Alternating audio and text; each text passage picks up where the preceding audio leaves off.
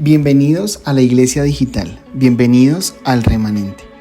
Este es un espacio para ti. No hay lugar ni tiempo que limiten la palabra de Dios. Somos una iglesia que predica el Evangelio. Enseñamos y mostramos a Jesús, aquel que transformó la vida de tantos y está dispuesto a transformar tu vida hoy.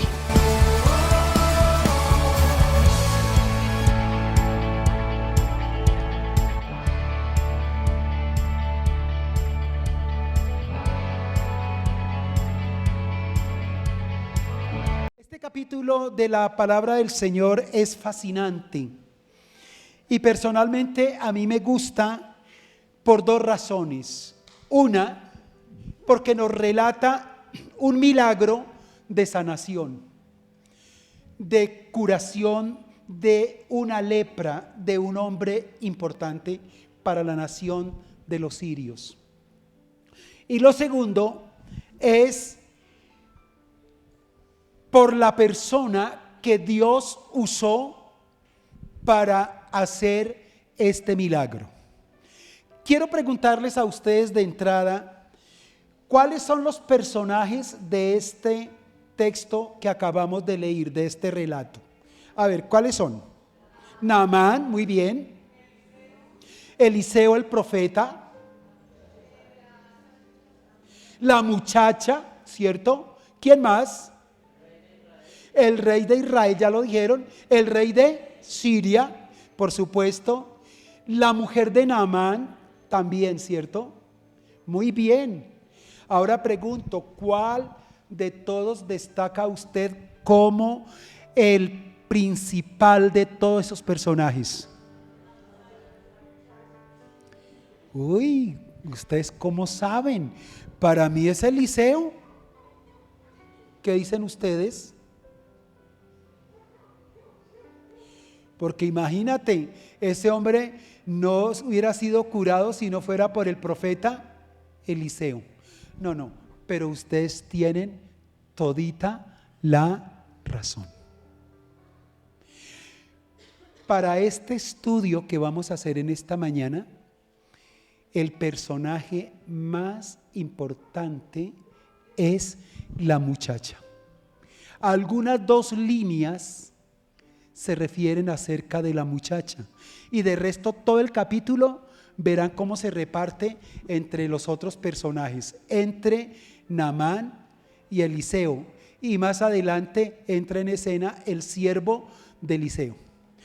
Por eso de antemano les pido que por favor ustedes se lean todo el capítulo en casa y se lo disfruten. Acá no, porque perdemos el hilo, pero lo van a hacer en casa. Hágalo en casa. Y de aquí vamos a sacar una lección extraordinaria. Entonces, mis queridos, ¿por qué estamos diciendo nosotros que esta muchacha es el personaje central de este capítulo? Lo primero es porque ella habló de su fe con valentía. Ella habló, ¿qué, mis hermanos? De su fe con valentía. Era una muchachita. Mire, tan muchachita era, tan niña era, que todavía no la habían casado, porque las costumbres judías, las niñas, digo así, porque eran casadas a muy temprana edad. En ese tiempo la niña no elegía. Glorita, con todo respeto, ¿cuántos años tiene tu niña, la que está ahí a tu lado? 12. Las niñas de esa época las casaban a los 12, a los 13 años con personas mucho mayores. De tal suerte que si ella no estaba casada aún, era porque tenía tal vez menos de ¿cuántos años? De 12 años. Y el relato nos dice que ella fue arrancada abruptamente de su familia. A ella la llevaron a vivir a una cultura, a una nación muy diferente. Podemos decir que ella era una, ¿cómo se le llama a las personas que la sacan de su tierra? Una niña desplazada. De la noche a la mañana se despertó y no tenía papá, no tenía mamá, no tenía hermanos. Y usted se puede imaginar el dolor del corazón de esa niña, el guayabo, la tristeza, la soledad, el miedo, los temores que la embargaron. Porque cuando uno es un niño, ¿cómo le da de temor que se ha separado de los padres? El solo hecho de pensar que un día no le perdemos a nuestros papás nos causa terror, o por lo menos me pasó a mí en la vida. Pero esta niña llegó allí a trabajar a la casa de un alto general del ejército. Era prácticamente el ministro de defensa de esa nación. Por tanto, llegó a trabajar a una mansión, a vivir en una mansión, pero en condición ¿de qué? De esclava. Alguien podría decir, ay, pero al fin y al cabo qué chévere que esa niña llegó a vivir allá en un palacio. Sí. Por ahí dicen que así la jaula sea de oro, pero seguimos siendo prisioneros. Y ella, estando en aquella condición, ella no se sumió en su dolor, no se sumió en su crisis. Ella habló lo que había aprendido. Escuchen, ella habló lo que había aprendido y lo hizo con tanta valentía que no le dio temor de hablarle a una mujer importante, a su señora. En condición de esclavo, los esclavos no podían dirigir casi ni la mirada a su señor. Pero fue una mujer que sintió, una niña que sintió el dolor, y voy a ser un poco dramático, de su propio verdugo. Porque eran ellos las que la tenían retenida y le habían privado de poder volver a ver a su familia. Tal vez su corazón debía de haberse llenado de rencor, de odio, porque nadie quiere estar en un lugar donde no queremos estar.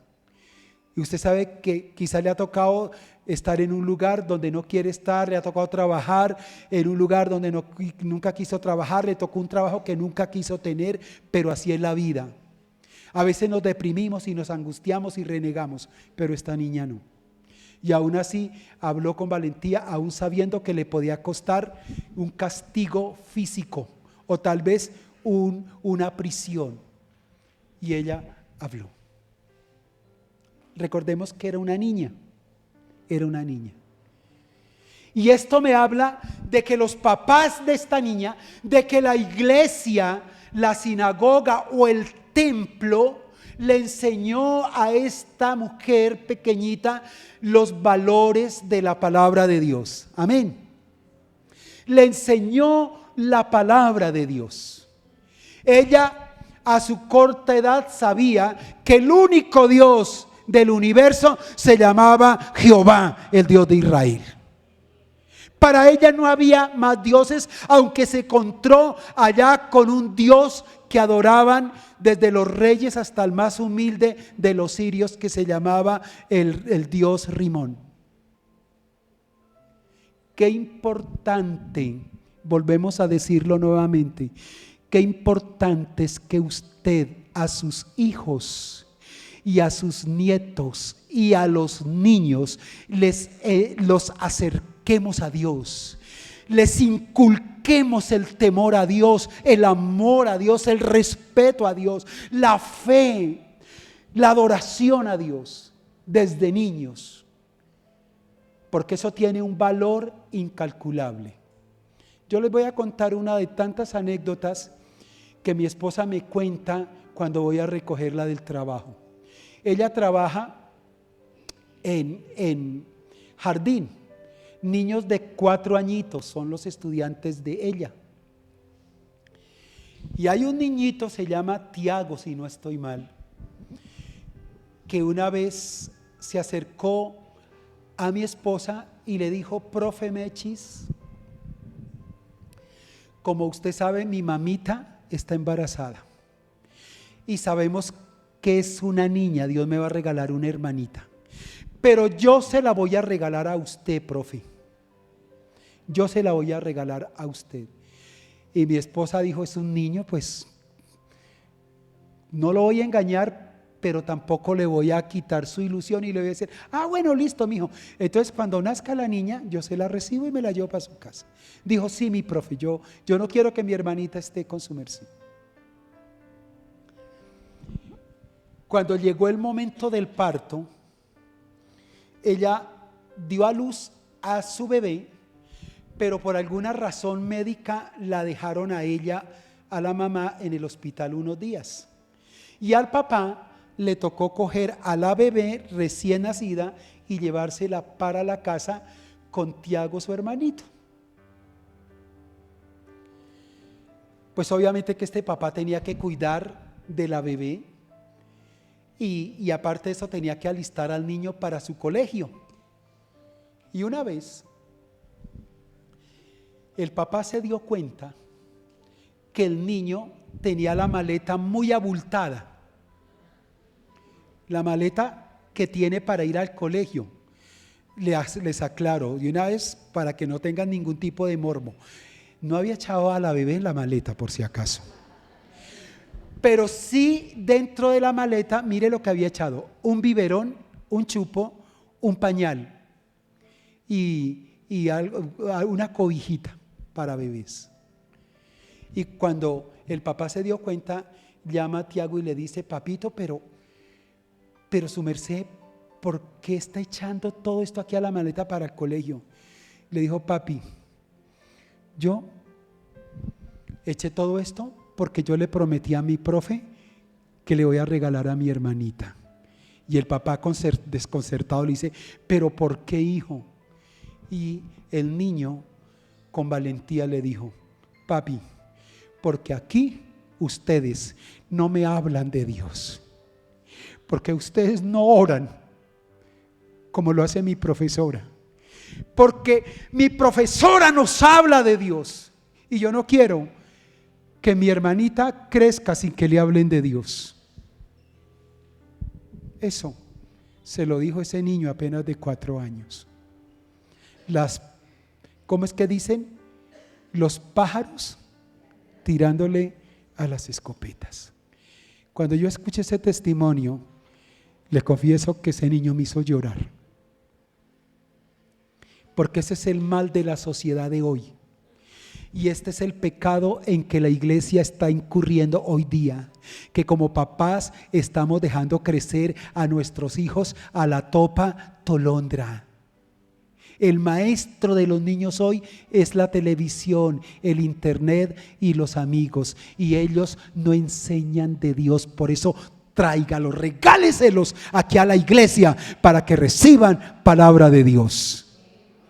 Pero antes de eso, enséñenle la palabra al Señor en sus casas. Por eso ella habló. A su poca edad sabía que en Israel se conocía al Dios verdadero, que en Israel, su país, se adoraba y se glorificaba al Dios eterno, al único Dios. Y sabía ella que a través de los profetas Dios sanaba, que a través de los profetas Dios guiaba a su pueblo. No necesitaba saber más. Y eso fue lo que ella dijo. Si mi Señor, que está leproso y que está condenado a muerte, fuera hasta Israel, donde está el profeta Eliseo, Él lo curaría. Es difícil hablar de Dios a una sociedad que se está pudriendo. Es difícil hablar de Dios a una sociedad enferma, pero sobre todo en una sociedad que está tan empobrecida espiritualmente, que hoy corre y es engañada de brujos, de charlatanes, cuando nosotros sabemos que la única cura y la única sanidad para el alma y el espíritu es el Evangelio de Jesús. Es contar lo que Dios ha hecho en mí. No necesitamos nada más. Es decirle, mira, Si ustedes me preguntan por qué voy a la iglesia, simplemente díganlo, porque allí me encuentro con mi Señor que me ama tanto y que dio su vida por mí. Él me ha devuelto las ganas de vivir. Él sanó un día mi cuerpo, Él sanó mi alma, arrancó el odio. Ahora siento amor, ahora estoy tranquilo. Antes me desesperaba, me aburría, pero hoy tengo su gloriosa paz. No necesitamos decir más, iglesia. ¿Por qué nos quedamos, perdóneme, con el pico callado? A mí me da mucha alegría porque yo he visto gente aquí que habla de Dios y ha traído gente aquí a la iglesia. Y yo estoy dispuesto, mis queridos, que si ustedes me invitan, cualquiera de ustedes, a un lugar, a hablarle a una familia, a hablarle a un familiar, a alguien, yo voy, porque sé cuánto vale un alma para el Señor, una vida para Dios. No te quedes callado. No, hoy no encuentras namanes, pero sí encuentras muchos leprosos, porque la lepra es sinónimo de pecado. El pecado mata, condena a muerte eterna. La lepra condenaba a muerte. Entonces, hable del Señor. No necesitas tanto. Dice que en la medida que abundó la gracia, en la medida que abundó el pecado, abundó la gracia de Dios para salvar. Rompe el temor, jóvenes, hablen a sus pares en el colegio. Hablen en la universidad de ese Dios glorioso. Esposas, háblenle a sus esposos del Señor. ¿Por qué le tienen miedo? Ese temor es del diablo para que su esposo no se salve y no cambie. Porque tal vez el diablo lo que le interesa es tener un pleito permanente allá para que ustedes algún día se separen, pero un corazón tocado por el evangelio del Señor, por su palabra, es un corazón restaurado, es un corazón renovado. Yo sé que esto no despierta aplausos, mis queridos, pero ejemplo tenemos aquí. ¿Sabe por qué? Porque esa niña habló. Y ella se fue a lavar sus platos, a refregar los pisos, las tareas que le tocaba hacer todos los días allá habitualmente, sin que le pagaran nada, solamente por la posada y la comida. Ella se desentendió de eso que dijo. Ella simplemente dijo: mi señora, si mi señor fuera allá en Israel donde está el profeta, él lo sanaría de su lepra. Usted ve que ese fue el mensaje de ella, no dijo más. Y esa señora se entusiasmó y se lo comentó a su esposo, y el esposo también, ¿qué hizo? Se entusiasmó, ¿cierto? Mira el respaldo de Dios en los labios de esa niña, mira el respaldo que le dio. Porque cualquier otro, un personaje tan importante de ese rango tan grande y ella tan baja, hubiera podido decir: ay, ¿qué es? Puro cuento de una guipa y una culicagada. Perdón que diga así, pero eso hubieran podido decir. Pero mire cómo Dios la respaldó, y tanto la esposa como el esposo hallaron gran valor en esa palabra. Y entonces él inmediatamente corrió al rey y le comentó, y el rey le dijo: ah, no, pues si eso le dijeron, vaya, nada cuesta con ir. Y aparte de eso, yo les voy a dar unas cartas de recomendación para que usted pueda tener acceso al rey. Casi se vuelve un problema diplomático, porque el rey de Israel, cuando leyó las cartas, él dice: ¿qué se ha creído el rey de Asiria? ¿Que yo soy un Dios para sanar o quitar la vida? Él solamente busca una excusa para venir y hacer guerra contra mí. Eso pensó el rey de Siria, el rey de Israel, por las cartas. Cuando Naamán finalmente llega a donde tenía que llegar, porque hoy la escritura nos muestra que no era el rey de Israel, sino que era el profeta de Dios. ¿Por qué? Porque los profetas en los tiempos de esta niña era una figura muy prominente en el pueblo de Israel. Era prácticamente la voz de Dios misma hablando a través del profeta. Era prácticamente una representación de Dios aquí en la tierra, era un embajador de Dios. Y estos hombres cuando hablaban la palabra de Dios. Cuando estos hombres hacían alguna obra, lo hacían en el poder de Dios. Y él llegó allá y usted se puede leer toda la historia. Lo que dice acá el verso 14, quiero que vayamos al verso 14. Él entonces descendió y se zambulló 7 veces en el Jordán conforme a la palabra del varón de Dios, y su carne se volvió como la carne de un niño y quedó limpio. Después que le dio tantas vueltas y se negó y dijo: ay, no, allá en mi tierra hay ríos más claritos que estas aguas putrefactas del Jordán, porque este loco me manda a revolverme allá, a que me infecte más, diría, ¿cierto? Porque él estaba pensando que era la manera humana y no a la manera de Dios. ¿Por qué Dios manda a Naamán a que se zambulla en las aguas del río Jordán y no en los ríos de Siria, que eran más limpios? Porque Dios quería romperlo por dentro, porque él era leproso pero orgulloso. Lo hablamos la vez pasada en un estudio, hace como 20 días, un mes hablamos acá sobre Naamán, tal vez un poco más. Él finalmente es curado.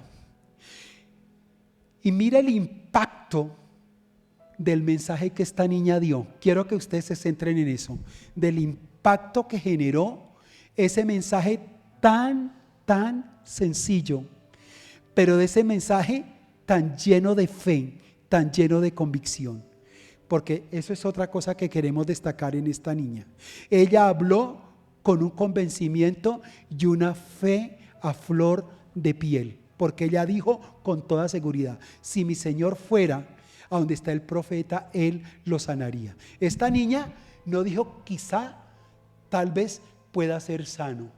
Ella tenía la seguridad que el Dios que le habían enseñado de niña era un Dios que sanaba lo incurable en aquellos tiempos. Amén. Yo no los noto como entusiasmados, mis queriditos. Pues tampoco es para... pero sí que le pongamos como, ¿cómo le digo? Como emocionarnos. No podemos acostumbrarnos a la gloria de Dios. Es un problema para el cristiano acostumbrarse con la gloria de Dios. Cuando la gloria de Dios esté en tu vida, debe emocionarse, debe alegrarse y debe exteriorizarlo al máximo, porque es que no es cualquier cosa. Esta niña habló con autoridad y mucha fe. Cuando usted le hable a la gente de Dios, porque debemos hacerlo, porque eso es como un imperativo en la vida de cada uno de nosotros que conocemos al Señor. No nos quedemos con la boquita callada. Hay papás que no le hablan a sus hijos. Les da vergüenza porque ya están grandes, o porque tienen una estructura intelectual tal vez más fuerte, más prominente que la que nosotros tenemos o con la cual fuimos formados. Esta niña no se puso a pensar: ay, no, pero es que es el general del ejército. No, es que ese hombre no me... ¿Y qué tal lo que yo le hable? No. Ella simplemente hizo eso y con eso bastó. Con eso bastó. Entonces, mis queriditos, queremos leer la reacción de Naamán después de que fue curado de su lepra, porque en ese texto hay grandes enseñanzas para nosotros. Entonces miremos lo que dice. Leímos el 14, ¿cierto? Vamos al 15. Y volvió al varón de Dios, él y toda su compañía. Es decir, después de que él fue allá y recibió la sanidad, regresó con toda la comitiva y se puso delante de él, o sea, delante del profeta Eliseo, y le dijo: he aquí, ahora que conozco que no hay Dios en toda la tierra sino en Israel. Él adoraba al dios Rimón, que era el dios de Siria, cuya adoración se les daba o se la daba desde la cabeza, que era el rey. Así que Naamán también era un devoto de Rimón. Pero frente a este milagro que se generó porque a una niñita se le ocurrió decirle a la señora, si mi señor fuera a donde el profeta, él sería curado de la lepra. Y mira lo que pasó después. Ya él está reconociendo que el único Dios verdadero, aquí se le fueron cualquier tipo de argumentos, de dudas, de escepticismo. De aquí en adelante ya este hombre adquiere una convicción total que el Dios único no es el de Siria, no es el de Babilonia, no son los egipcios, no son los dioses de la China, sino que el único Dios verdadero es el Dios que adora un pueblo incipiente que se llaman el pueblo de los hebreos.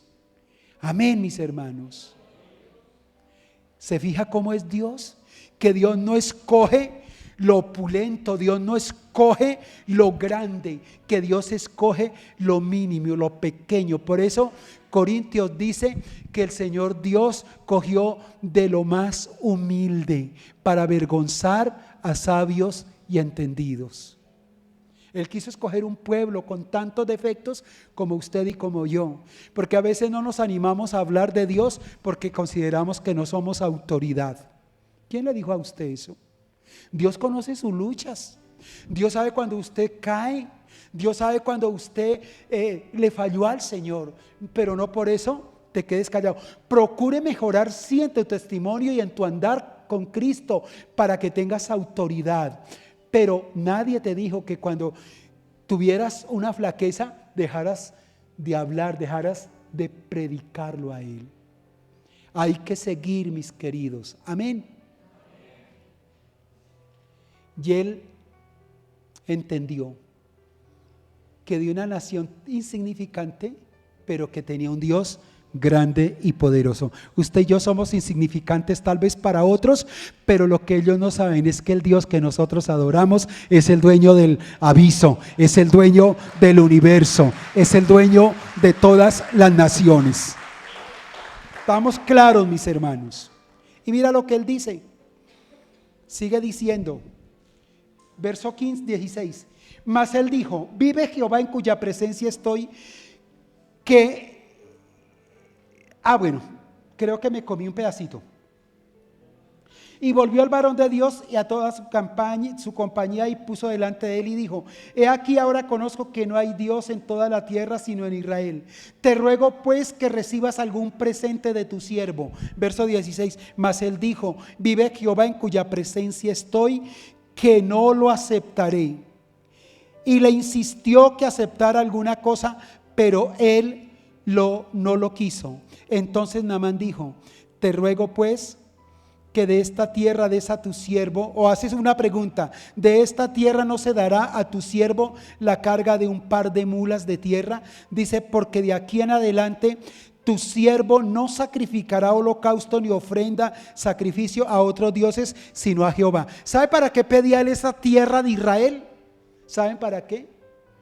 Para él levantar un altar y de ahí en adelante dejar de ofrecer a otros dioses, sino solamente al Dios de Israel. ¿No le parece a usted eso emocionante? Esto es glorioso. Pero también hay que rescatar a Eliseo, porque el presente que Naamán le llevaba a Eliseo no era nada despreciable, mis queridos. Miremos qué era lo que estaba dando Naamán al profeta. Miremos el verso 5. Devolvámonos un poquito. Miremos el verso 5.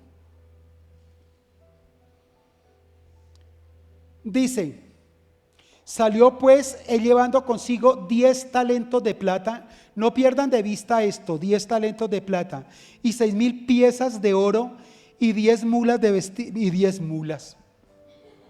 10, parezco una mula leyendo, ¿verdad? Y 10 mudas de vestidos. Yo leí en la Biblia Nueva Traducción Viviente, y escuchen, esos 10 talentos decía, ¿qué decía? ¿10 qué? 10 talentos de plata. Escuchen bien porque aquí esto está interesante. 10 talentos de plata equivalían a 340 kilos de plata. Escuche, 340 kilos de plata. Me di por averiguar a cómo estaba el gramo de plata y en el mercado oscila entre 2.900 y 3.000 pesos el gramo. Eso mal contado nos da 1.021 millones de pesos. Nada despreciable, ¿verdad? El oro, ¿cuánto hora era? 6.000 ¿qué? 6.000 piezas de oro. 6.000 piezas de oro equivalían a 68 kilos de oro. Y la realeza no tenía oro golfi. Era oro de 18 quilates.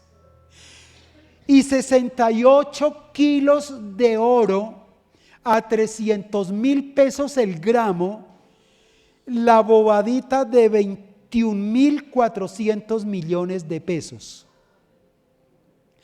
Y 10 vestidos, teniendo en cuenta que son vestidos finos, yo lo coloqué aquí un precio ahí en el ejercicio como por que usted estuviera en una idea, yo le coloqué a 1.000.000 de pesos cada vestido, pero vaya cuánto vale el vestido de una reina, por favor, ¿cuánto vale? Vale mucho más que 1.000.000 de pesos. Iba a decir cuánto le vale un vestido a ustedes que se visten de púrpura y se visten como las flores. Mis queridos, mal contado el presente que Naamán le llevaba al profeta Eliseo eran 21.431 millones de pesos. Y cuando llegó Naamán todo agradecido a decirle al profeta, mire, esto es para ti, el profeta que dijo, ay sí papito, estaba con unas deudas, lo necesitaba, que el Señor le bendiga y le multiplique. ¿Sabe qué dijo el profeta? El don no se compra con dinero. De gracia recibí, yo doy de gracia. Como debe ser. El día que usted haga un favor, no espere que se lo paguen. Diga, no, eso es gratis. Eso es gratis.